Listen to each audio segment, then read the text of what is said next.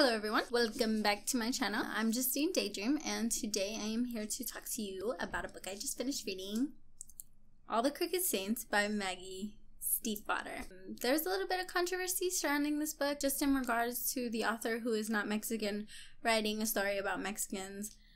I'm Mexican. I don't see a problem with it. I think Maggie really did a great job on this book, and I feel like she really captured the spirit of the Mexican family, which is the most important thing in my culture. Family. The book is based in the 1960s in Bicho Raro, Colorado. Right off the name of the town means weird or unusual, so that's like a big signifier that you would get if you speak Spanish. There were a lot of love stories in this book, and the love story that really stood out the most to me was Francisco and Antonia's love story. They were the mom and dad of the character Beatriz, and their particular love story just really stood out with me, resonated with me, stayed in my heart, because it started off so beautifully. The way they fell in love, it was just like, you know, he was minding his business and a breeze comes along one day and it blows him over to this girl a couple towns over named Antonia, and he falls in love with her instantly, very beautifully. And then, you know, a short time later, he's like, "Marry me, girl." And she's like, "Yes, hell yes." And her tears of joy end a very long drought that was going down in Colorado. And I thought that was a very beautiful love story. But this couple faces some really dark things, some horrible things, and it really splits them up.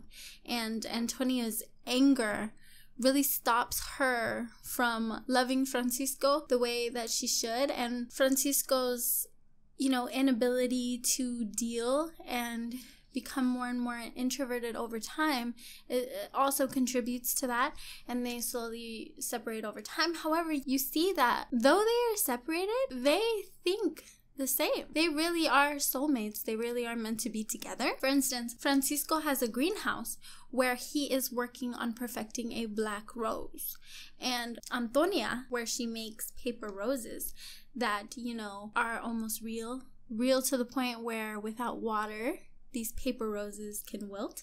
Now, this particular moment really brings forward the magical realism in this book. In a lot of ways, this book by Maggie Stiefvater is obviously an homage, a love letter to Gabriel Garcia Marquez. There is so much. 100 Years of Solitude in this book. That was beautiful. It was obvious to anyone who's read that book, the similarities to this book and kind of her way of blowing this kiss to an author we all love who has passed away. And I thought that was very beautiful in itself. And if I wasn't already down for this book, being that it was about Mexican people, it was about miracles being performed. It was magical realism. The thing that would have made me love this book is the fact that it's just so obviously an homage to who I feel is the greatest author of our time. So I enjoyed that. And the book focuses a lot about saints, the miracles that are performed. It's a specific miracle. It is basically taking the darkness within you and physically manifesting it on you. For example, there's a character named Tony who is a big shot disc jockey for the radio. This is the 1960s, so that was kind of like a really big deal. You know, he's followed around and he can never have this personal life because he's uber famous and he really hates it. So this darkness within him manifests in that he becomes a giant. And when you're a giant, you're so clearly visible to everyone for miles around. And so basically this darkness within him, this fear within him, becomes physically manifested in that he's afraid he will never be an under the radar kind of normal guy. In order to cure himself or to perform the second miracle, which is getting rid of the first miracle, he has to come to terms with the fact that he's famous, and he has to understand why it's not necessarily a bad thing. And the character does eventually realize that he's okay with his fame because he's realized he can use it as a platform to help other people. So what he was really looking for was a deeper purpose in a way. And once he comes to this realization, he's cured and the second miracle is performed. However, the Soria family, up until a certain point, believed that they were not supposed to be remotely involved with the second miracle, because the darkness on the particular person can attach to a member of the Soria family, and it is always, 10 times darker for a saint than it is for just a regular pilgrim. So they're told not to intervene, even when in certain situations it's quite obvious what a person needs to realize and come to terms with in order to, be cured or have the second miracle. This story is really about how this family is not fulfilling their true purpose because they are performing the first miracle. However, they're not, unfortunately, helping the pilgrims in this, little town cure themselves. They're not guiding them down the path. And this is so clearly what the Soria family is supposed to be doing, that when they don't do it, it backfires and their family just becomes, further ripped apart and further ripped apart. In some families, that may not seem like a big deal, but for a Hispanic family, for a Mexican family, it is such a big deal to be separated. We love to be a cohesive unit. We love to be together. We're a tight-knit group, and most Hispanic families are like this. And I felt like that was such a beautiful point that Maggie made, that this particular Mexican family was torn apart by this darkness. And once they started living their true purpose, once they started actively helping the pilgrims that they were supposed to help, their lives just got better and better, and they started to become a unit again, and they became a family, and there was much romance in this book. Y'all know nobody does romance like a Latina, and the women in this story did not disappoint.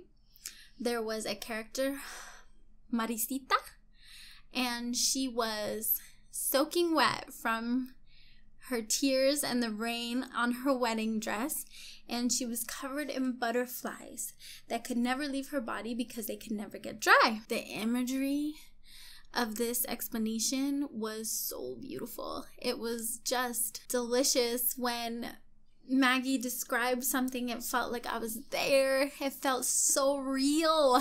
And it was almost painful. The way that Mari was described was just so beautiful. She tried so hard to do everything right, to be the perfect daughter, to sacrifice herself to this man she didn't want to end up with. And when she ran and the miracle got performed on her, no one was supposed to interfere. And of course, the saint, the one who was performing the miracles at that time, Daniel, he does interfere, and they fall in love. And it's beautiful. It's romantic. It's tear-worthy. The way they're not even supposed to talk to each other, but the little things that they would do for one another. A Mexican woman loves you if she cooks for you. And, the little things that they would do for one another, that was love. One day, he just couldn't take her suffering, and he told her what she needed to hear, to kind of come to terms with her darkness.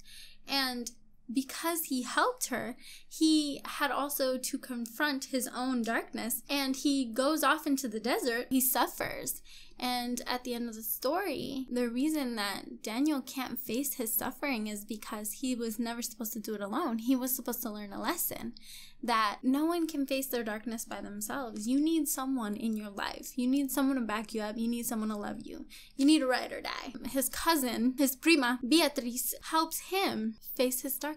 She also confronts her own. She doesn't do it alone either. She does it with this character, Pete. He's from Oklahoma. That's her boo.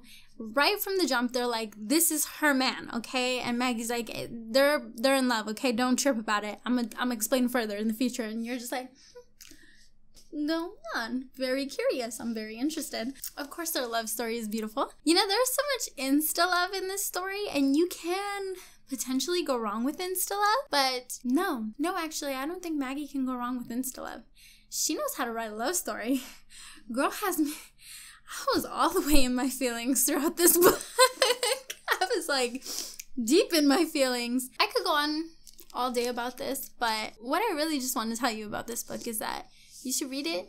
You'll enjoy it. If you are a Latina, particularly a Mexicana, or, a Mexican man, so much of this book is, representative of our culture in a good way. It's just wonderful to see, especially in the world right now. It's just wonderful to see someone write a story about us and have it be a beautiful reflection of our culture and our traditions. Not to be dramatic, But this book was wonderful. And if you are looking for something to read, you should read this. It was really damn good. Had me all the way deep down in my feelings. Couldn't get out of my feelings. It was beautiful. Just read the shit out of this book, okay? My name is Justine Daydream, and thank you so much for watching.